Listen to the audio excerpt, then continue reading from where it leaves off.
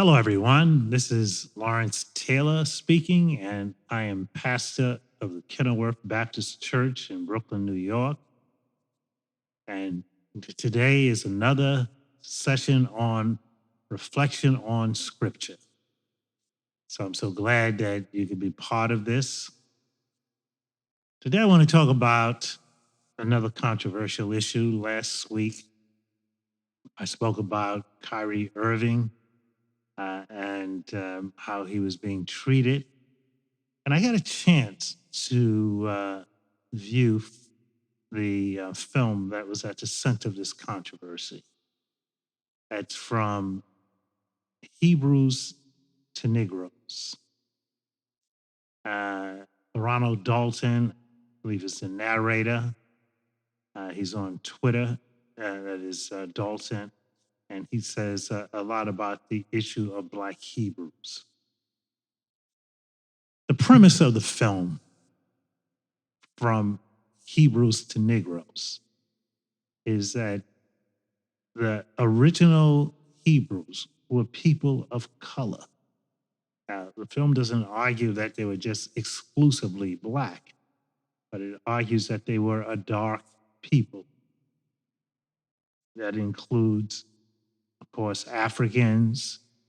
It would also talk about Blacks of the diaspora, whether here in the United States or in the Caribbean, Latin America. But it also argued that the Jews who are, as we traditionally call Jews today from Europe, that they really were not the original Hebrews and not the Hebrews of the Bible. And that in terms of their religion, that came later. They came into this later on. The film has been classified as anti-Semitic. Let me weigh in on this. I think it would be fair to say that the film is against the Ashkenazis. And let me tell you who the Ashkenazis are. Ashkenazis are European Jews in comparison to Sephardic Jews. We got Ashkenazis and we got Sephardic Jews. Sephardic Jews are the darker Jews. The Ashkenazis, the white Jews, the European Jews. So the film is really against Ashkenazism and really not against the religion of the Hebrews. So in that respect, the film is not anti-Semitic, although it is certainly opposed to Ashkenazism. The claim that these are the original Jews, the Ashkenazis, the film debunks. Now, there are a whole lot of inaccuracies in this film, historical inaccuracies, and some real gross generalities. But I think you don't throw out the baby with the bathwater. I believe it's an irrefutable fact that the original Jews of the Old Testament were a people of color. They were not Europeans. Here's an interesting fact. The word Europe is not even mentioned in the Old Testament. Africa is mentioned.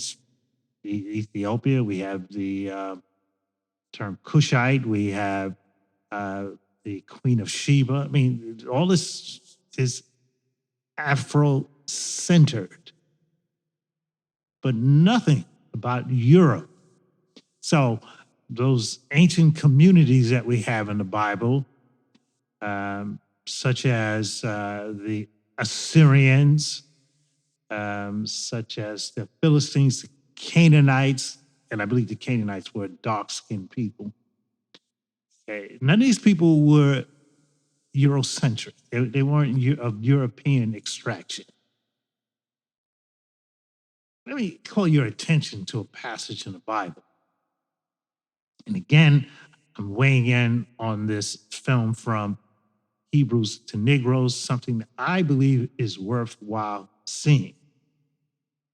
Um, I'm saying that the film is not necessarily anti Semitic, or while it is anti Ashkenazism. Okay. In the book of Genesis, chapter 6, I'm sorry, chapter 10, the very first verse reads, "Now these are the records of the generations of Shem, Ham, and Japheth, the sons of Noah, and sons were born to them after the flood." So this is after the flood, and then we're given the genealogy of the three sons of Noah. I'm going to focus on one son, and that's Ham. Now, we all have heard about the curse of Ham. By the way, Ham, the curse of Ham in the Bible was used to justify slavery, Jim Crow, and colonization. It was used for that purpose because what they argued is that those who are Hamitic, descendants of Ham, were destined to be slaves, servants, and inferior in intellect. And here's something I think is very important to note. Unfortunately, many whites are willing to accept blacks if they're entertainers, if they're like ball players, singers, and all that kind of stuff. They're willing to accept that. When it comes to the intellect, black person being highly intelligent and being in a position of leadership, well, that they're not willing to accept. Just look at the recent senatorial race in Georgia.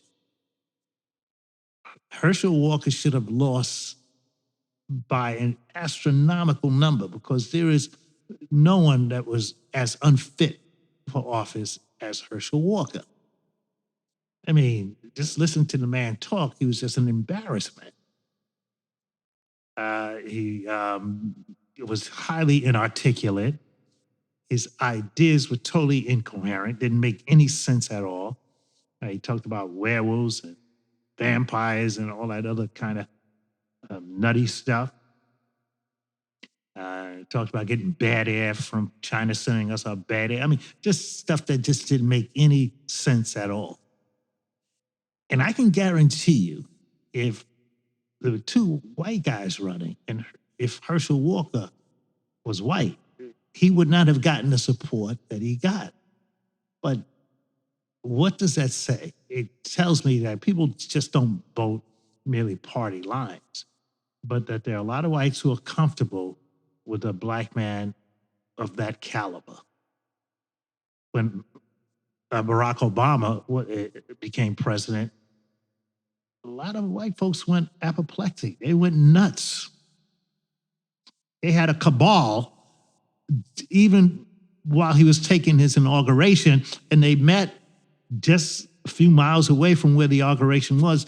The inauguration, I'm talking about Republican leaders, plotting to undermine his administration before anything. There were two political parties that came about at the same time. The Tea Party, which was a racist party, you know, people argue it was a racist party, and of course, birtherism. And birtherism wasn't started by Donald Trump, although Donald Trump did take the vanguard. He took the lead over that, and that's how he got his entree into politics on Fox News, because he was promoting birtherism. Birtherism, from its very core, is racist, pure racist, because what does birtherism really say?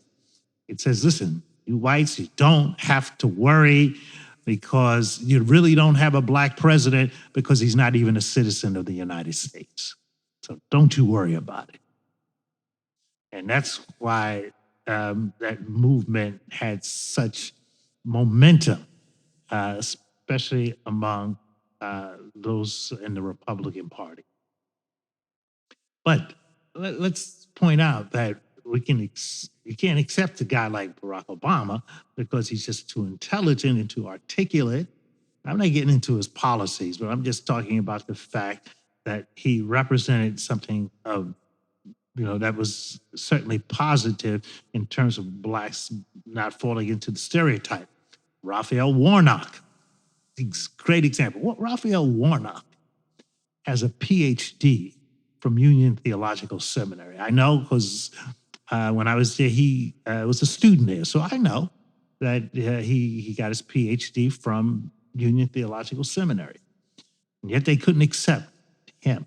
They wanted a buffoon instead because those are the kind of roles that they can accept.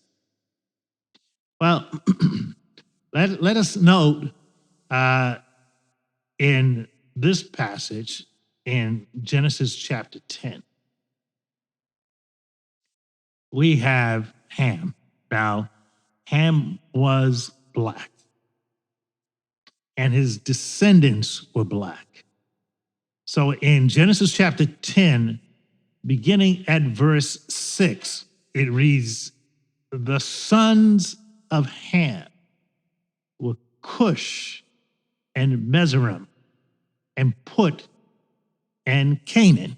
Oh no, that's why I say the Canaanites, the original Canaanites in that land that we now know as Israel, the original inhabitants of that land were black, because Canaan was the son of Ham. Now let us take note. Cush refers to East Africa. So we're really talking about Ethiopia, the Cushites. Mizraim is the Hebrew word for Egypt. So here we're talking about the Egyptians. Okay? And the Egyptians were black. How do I know the Egyptians were black? The original Egyptians. Well, one of the earliest Europeans to go into Egypt was the Greek historian Herodotus. And in his work on the Persian Wars, he has a discursus where he discusses his visit to Egypt, and he describes the Egyptians. He says they were melanos. He's describing their skin, because Herodotus wrote in Greek. And he says they were melanos. Melanos means they were black in skin. That's how he describes them.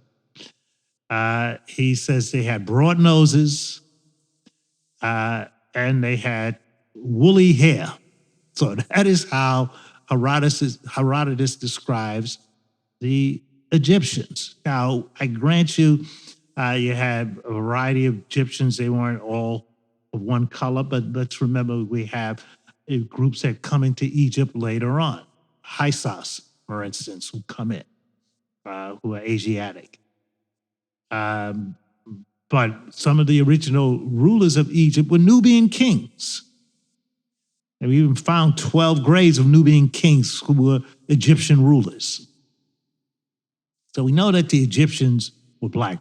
By the way, later on, another Greek historian by the name of Diodorus used a similar language to describe them.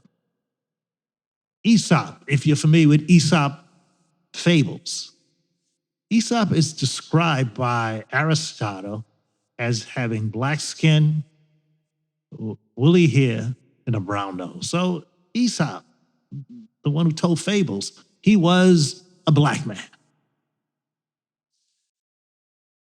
Probably a history that you don't get in your history books. But here we have also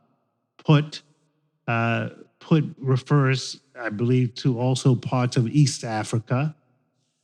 And Canaan is, of course, referring to what we now call the Middle East. what we now call the Middle East. The late Ali Missouri, who was a political scientist and historian,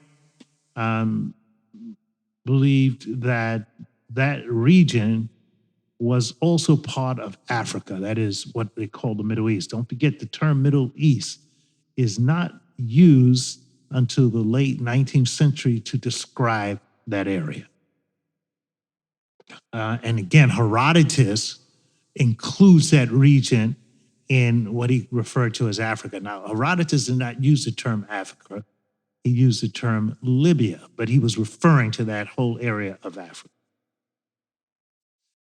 All right, so we see that we have a number of groups that come from Ham. And if you just look down at verse 8, now Cush, don't forget, Cushite, Ethiopian, became the father of Nimrod. He became a mighty one in the earth. So Nimrod was a engineer. Of course, he's the guy who leads the building of the Tower of Babel, which of course leads to trouble. But nevertheless, he was a builder. And did you know Moses was married to an Ethiopian woman? Well, let me show that to you. In the book of Numbers, chapter 12, it says in verse 1, then Miriam and Aaron spoke against Moses because of the Cushite woman whom he had married. But he had married a Cushite woman. Now, note, it's repeated. She was a Cushite. It says it twice there. Miriam and Aaron, being the older sister and brother of Moses, became upset because their brother married this dark-skinned woman. They got upset about this. Now, they didn't get upset because she was a Gentile, because she wasn't a Gentile. She was Jewish. And let me tell you why I know she was Jewish. Because God had already given the command to Israel that they were not to marry outside their religion. And Moses was the lawgiver. So Moses, who's the lawgiver, who tells the Hebrews you're not to marry outside your religion, would not then marry outside his religion. So she had to be a Jew. Right? So here we got an Ethiopian Jew. And the word Cushite is translated in the Septuagint as Ethiopian, an Ethiopian woman. It's mind-boggling to me. I went to a very racist Bible college, Philadelphia College of Bible, where they tried to tell us she wasn't black, but they really couldn't. I mean, anything but black, she couldn't have been that. All right, so what else was she? If the Bible says she was a Cushite, because Ethiopian doesn't even necessarily refer to the region where she comes from. The literal meaning of the Ethiopian, and this is how they translated the word Cush, it means one burnt of skin. So what else could she have been? All right, so it's just utterly ridiculous to make those arguments. She was a Cushite. And why else did they get married? Now, I'm going to prove in this text that this Jewish black woman was just that, a black woman. Because it says in verse 12, and they said, has the Lord indeed spoken only through Moses? Has he not spoken through us as well? And here are the scary words. And the Lord heard it. Those are scary words. Because they were murmuring against God's man, all because of his wife. And it says, now the man, Moses, was very humble, more than any man who was on the face of the earth. So Moses didn't lash out. He knew that his brother and his sister were criticizing him for his marriage, so he didn't speak out against it. But God does. Because suddenly the Lord said to Moses and Aaron and to Miriam, you three come out to the tent of meeting. So the three of them came out. And the Lord came down in a pillar of cloud and stood at the doorway of the tent. And he called Aaron and Miriam.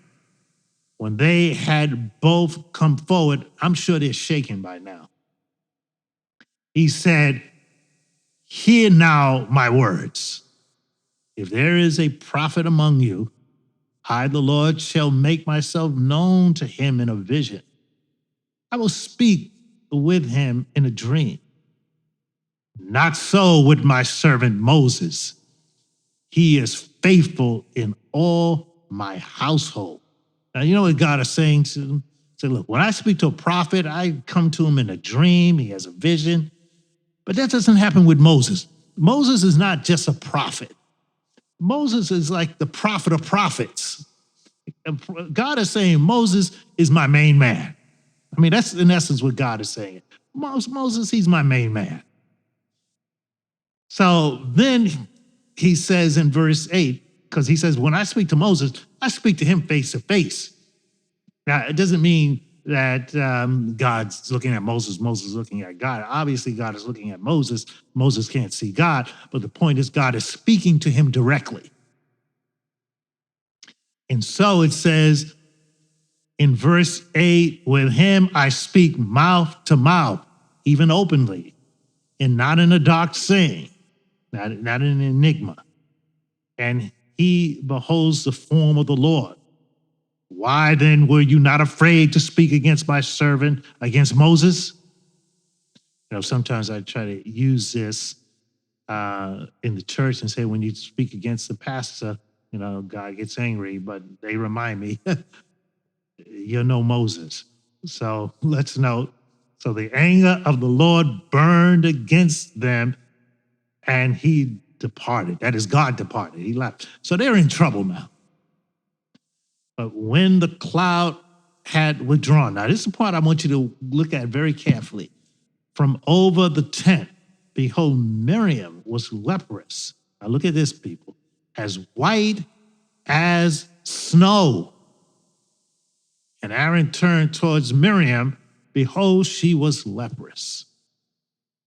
So there's some kind of special leprosy that God visits upon Miriam. But let us know what he does.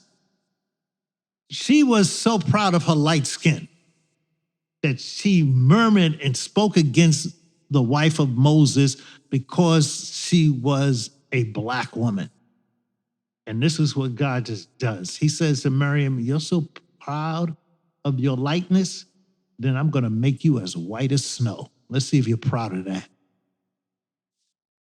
And so that's what happened. God brings this peculiar kind of leprosy on her. So now note the change in tone with their brother.